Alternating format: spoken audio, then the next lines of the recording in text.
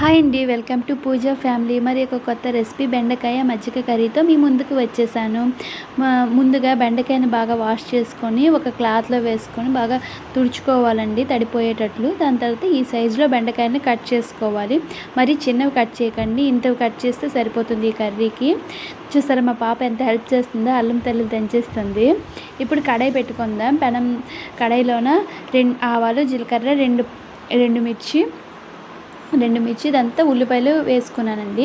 వేసుకుంటే బాగా వేగనియండి.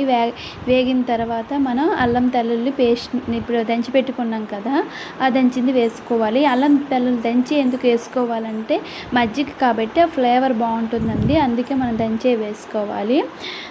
బెండకాయలు వేసుకున్నామండి. బెండకాయలు వేసుకున్న తర్వాత కలుపుకోవాలి. ఎందుకంటే మనం తుడిచాము, ఇంకా కొంచెం తేమ ఉంటే ఆయిల్లో ఉన్నితిలేంది పోద్ది అనమాట. చాలా అలాగే చేయండి, బాగుంటుంది. ఇలా చేసిన తర్వాత మనం తగినంత ఉప్పు వేసుకోండి. నేనైతే సాల్ట్ వేసుకుంటున్నానండి. సాల్ట్ వేసిన తర్వాత కాస్తంత పసుపు వేసుకొని బాగా కలుపుకొని మూత పెట్టుకోవాలండి. సిమ్లో బాగా వేగించుకోండి, ఎక్కువ హై ఫ్లేమ్లో వద్దు. ఎందుకంటే బెండకాయ మనకి ముక్క అవ్వకుండా ఇలాగ ఆంగ సైజులో ఉండేటట్లు, మనం కట్ చేసే సైజులో ఉండేటట్లు చేసుకోవాలన్నమాట.